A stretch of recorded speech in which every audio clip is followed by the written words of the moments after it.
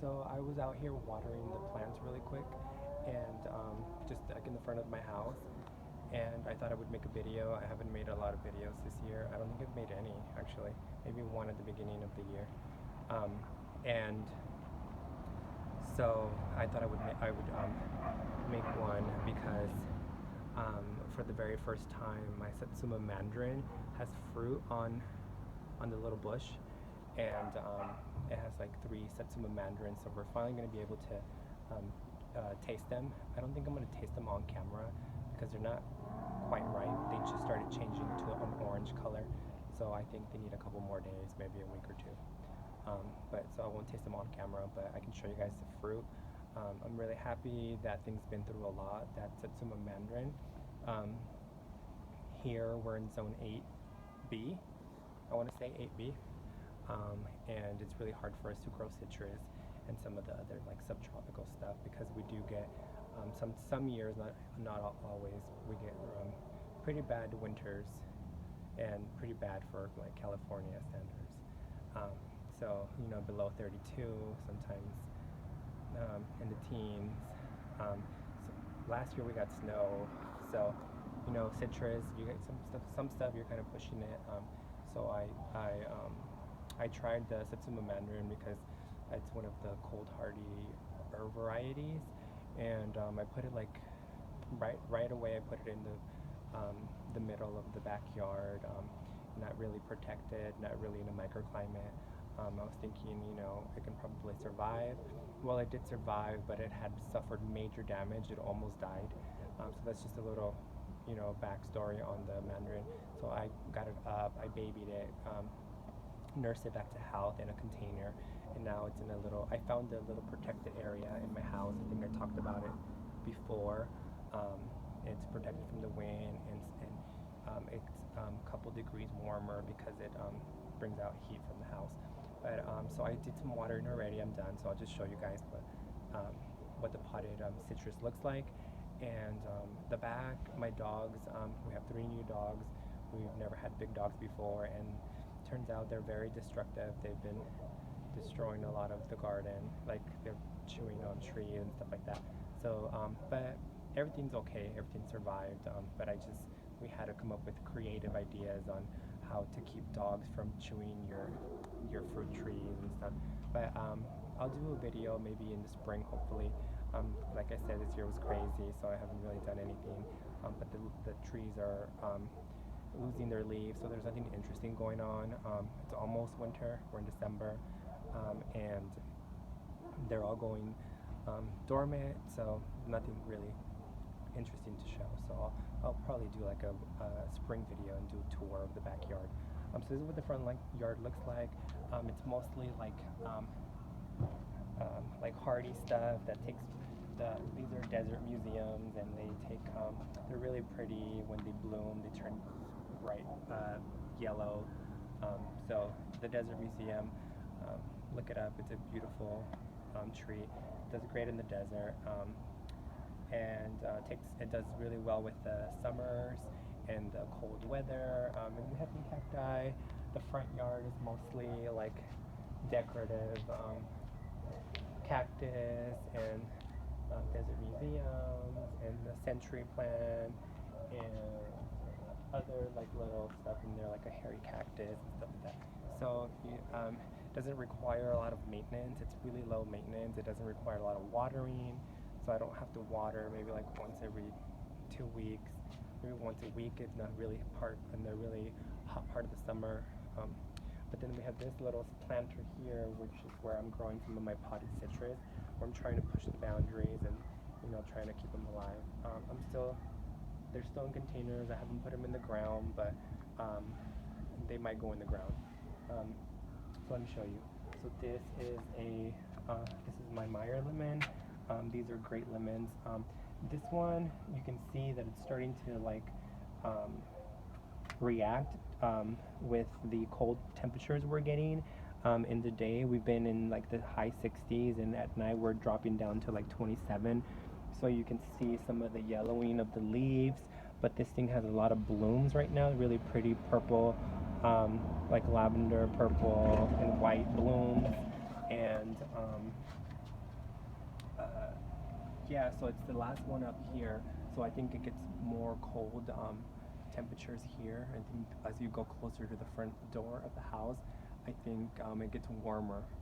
So it doesn't have as a great of a spot as some of the others do. But I think it'll do fine. I think it'll make it through the winter. This Meyer lemon, they produce blooms year round, so they're producing like fruit all year long. Here, I don't know if that's going to be the case because of our cold winter. So these blooms, I don't think they're going to set. But I think when it does set fruit, I think they're going to be like spring blooms, not winter blooms. But I don't know. We'll see. I'll let you guys know what happens if any of these like winter blooms set. But yeah, this is the Meyer lemon, and in like areas where you have like really mild winters, which is like most of California, I think, except for like some of the high parts in the mountains and deserts. But you would get lemons all year round. So you would be harvesting lemons. It would be in bloom at the same time. And at the same time, you would have some green lemons like at all different stages of the cycle of ripening.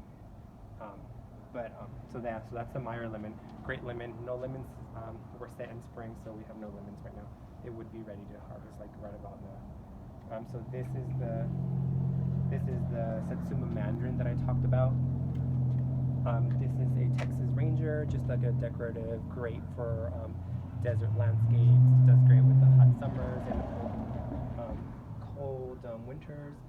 It's like really pretty in the fall. It blooms like a lavender color, gets covered in blue lavender purple blooms, and the bees and the bumblebees and all kinds of like insects, they love them. So they're great bushes to have to attract those pollinators. So yeah. So I talked about this. This is what it looks like now. I'm glad it survived. It's getting bushier. Some of these are getting really long, so I might have to do a little shaping. But it did set more fruit, but only 3 of them survived to. Some of them dropped. I don't know. It had more than 3, but we're left with 3. So we get to try them though. So I'm really happy about that. But look at this. This is huge. So this is a Satsuma mandarin. It's huge. You can see my hands. This is the biggest. It's got a really like thick, wrinkly skin, so it's easy peel. So it just comes right out off. So it's really easy to peel. It's supposed to be seedless and really sweet. So here's another little fruit, smaller, and then this one's the smallest. This looks more normal to me, like what I've seen at grocery stores or other people's videos and of their fruit. But this is just huge. I don't know, maybe they're really big because there's only 3. Well, I don't know. But yeah, so I have some aloe vera down here. I think I'm gonna leave it out this winter. Hopefully it doesn't freeze and turn into like slushy. Because normally when this freezes, it turns into like a slushy and just kind of dies. But I might push it closer to the wall to get it warmer, and behind these bushes, it might stay warm enough to overwinter. This is a trifoliate, trifoliata. That's the name of this. It's not a true citrus. It's related to citrus, and it's got like the 3-leaf. It's got really big thorns, and it's deciduous. So I'm trying to look for cold hardy varieties and stuff that's related to citrus, that's cold hardy. This can go straight into you can put this anywhere because it's supposed to be cold hardy to, do you remember? Like zero. Like zero.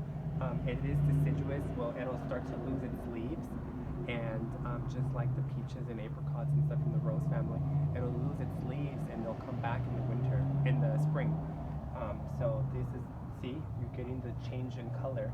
So it is not a citrus. It looks like a citrus, but it's it's related. They do have hybrids of true citrus with the trifoliata. They're not as good. They're very seedy from what I've heard. I don't think I have any. I think I have 1. But yeah, so see this beautiful color. So they're very pretty. They're ornamental. they're small, so they do use this as a rootstock to dwarf a lot of citrus. So I think they use the trifoliata or the this trifoliata to dwarf, like the Meyer lemons are dwarf, and so I'm thinking they're on some sort of tri rootstock. I think that's the one they use for dwarfing the citrus. These are semi-dwarf, so I don't know what they use for that, but I'm pretty sure they use this for dwarfing, for actual dwarfing. Then you have the semi-dwarf, and then you have the standard. So I have two dwarfs and two semi-dwarfs. I don't know what rootstock, but I'm thinking of just keeping it because it's really pretty and it's good to have one in my little tiny collection. But if not, I can also graft onto this another like delicious variety, and I can completely graft it over, or I can keep some of it and just graft a branch. But whatever I graft onto there, it'll dwarf it. It'll keep it really small. But yeah, you're getting the pretty color. Here we have a lemon guava. It's finally starting to get a little bushy. It struggled, but it's getting there now. I think I need to repot it and get it in a bigger pot, and maybe next year it'll produce some fruit for me. So I'm going to push this a little bit back because this is another one that you're kind of pushing the zones. So yeah, I like the pink guavas, like the more tropical stuff. I want to push those. I think they would do okay in this planter here, but I'm kind of out of space, so I might squeeze some stuff in there, or try. I have another little section that I can probably push. Try to grow some of the more subtropical stuff and kind of push the zone. So I'll let you guys know if I do. So this is my blood orange, and I think early this year, no, like in February or January, we tried it for the very first time, and then it didn't rebloom. So it did give us fruit in January or February, and then we didn't get any other blooms, so we didn't have any fruit this year. So it skipped a year, I guess. But we had like 3 or 4 oranges. They were really beautiful, but they weren't as sweet. And this is a Moro blood orange. But yeah, so I'm not sure what the problem was, but the sweetness wasn't there. We had the tartness and the flavors, the raspberry flavors and all that, and the color was beautiful. But we didn't have enough sugar. Like the sweetness level wasn't quite there. So I don't know if it needs more sun or what. But I'm thinking in spring I want to graft different varieties and kind of make it into like a fruit salad type of tree, and have like, you know, the Moro blood with maybe some like what do we want to graft? Do we want some tangelo or some grapefruit? You know, maybe 3 varieties in one container so that we have variety, because we don't have a lot of space where we can just grow it. But that's what I'm thinking. This we grew from seed. This is another cold hardy citrus that it's yuzu. This is the yuzu, and I don't know if this is deciduous because this is a true citrus, right? Mm-hmm. So this is a true citrus. It's very thorny. It is a cross between a mandarin and a chengpepeda, I think. And it's another one that's supposedly, it's really cold hardy. I don't remember down to what. There's a lot of information on the internet, but I think this can go anywhere really and survive. Of course, you want to protect it a little because you kind of are pushing, but we are getting some yellowing of the leaves, but I'm not sure if it's deciduous or not. I don't think so because it is a true citrus. So it's probably just feeling the cold. I might want to push it a little. It is very small because it's a seedling, so we would want to wait. Like you would want to wait before you expose it to like the full elements of the winter. Before you put it in the ground, I would wait a couple of years, get some more height and some. They say 5 or 10 degrees. Yeah, get the trunk to be thicker and just a bigger tree so it can survive. Because they are hardy and they can take the winters, but a lot of the time they're talking about a mature tree, not these babies.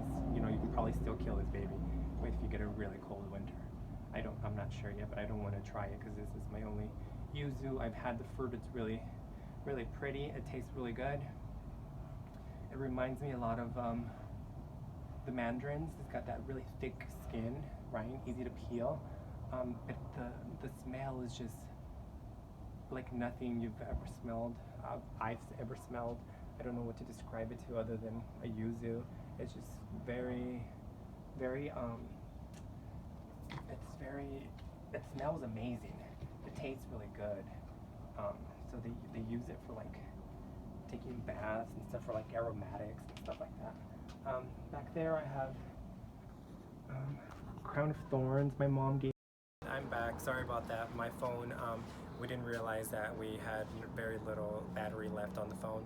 So I'm going to be using my partner's phone really quick and see if I can put something together. Because I showed you guys pretty much everything. So I was talking about the yuzu. You can do some research on your own, but one good cold hardy option if you're trying to push a zone or two and grow some citrus. If you get a little bit too cold, look this one up, yuzu, but grown from seed, so we're still babying it before we put it in the ground. So we're gonna run out of, it gets dark really fast now, so I'm going to just show you guys really quick. The rest I have that crown of thorns my mom gifted me. That's really cold sensitive with the pretty like red flowers, but I think I'm gonna try to overwinter it out here, so I pushed it closer to the back. And then here, can you still see? Is there enough light? Here we have, it's grown a really big. You bought this for me, what was it, like in the spring? My partner bought this for me in the spring. It's another one that we're wanting to grow like in the ground in the back. Sorry. In the ground in the backyard. And this is the sudachi. It's very similar to the yuzu. But yeah, look this one up. It's grown a lot. It's a semi-dwarf, not a dwarf. I think it's a semi-dwarf sudachi, semi-dwarf or standard, but grafted. And this is supposed to be very similar to the yuzu. So again, one of the cold hardier varieties. The fruit, I've heard it described as like a lime, like you can substitute a lime, like a lime substitute. So like I'm guessing like the size of a key lime, or in between a key lime and the bigger lime. Seedless and cold hardy. Haven't had the fruit yet, so I'm gonna keep it in the container again. It's still pretty young, and then put it in the ground hopefully, because this one shouldn't need winter protection. So you know, this is like prime, very little space, and we don't have, if it doesn't need winter protection, we don't really want it here, other than the bushes in between. So that is a sudachi. And here we have something we grew from seed. So this is what I was talking about. Let me go over here so there's some more light. This is what I was talking about. It's a seedling, but it's a trifoliate cross with a some sort of like orange. We think it's like it's a trange, which is used for rootstock, but it is a true citrus hybrid, true citrus, and then the trifoliate hybrid. So it's not a true citrus, it's a cross. And I don't think the fruit's gonna be edible, but you can use it as rootstock, or you can just use it to have it in your collection like I'm doing. I wanna try the fruit, maybe graft some stuff, but you know. We have had the fruit though, and it makes a decent lemonade. Oh, we did try it though, but we haven't tried fruit from here. This is a seedling, but we tried the fruit and we grew the seed From the parent plant. Yeah, but it's not. It may not grow true to seed. This could be another hybrid, a hybrid of a hybrid. But you can see here that it's got the 3 leaves, and Yeah, that long 3 leaves, but it's a bigger leaf than the true trifoliate. So this is in our little collection, and we have another Meyer lemon. You guys know all about that. Here I have some mint. I just watered, so it kind of pushed it. Some peppermint here, and that's good to have. And here we have a star fruit that's looking really terrible, but hopefully I can get this looking good again. Star fruit, yeah, we can't grow this in this zone, but we're trying, and if we protect it and give it a little microclimate, it might do really good. Anyways, that's it. It's getting dark out, and I just want to show you this. So hopefully I'm really excited about spring. I want to get out there, and I want the trees to grow and garden. So, but yeah, to figure out what to do with the dogs. Hopefully they're better behaved, because they're not technically puppies. Well, they're puppies still, but they're getting older. They're almost, all of them are almost a year plus old now. So yeah, so anyways, take care, and I will probably do another video next year. So happy gardening. Bye.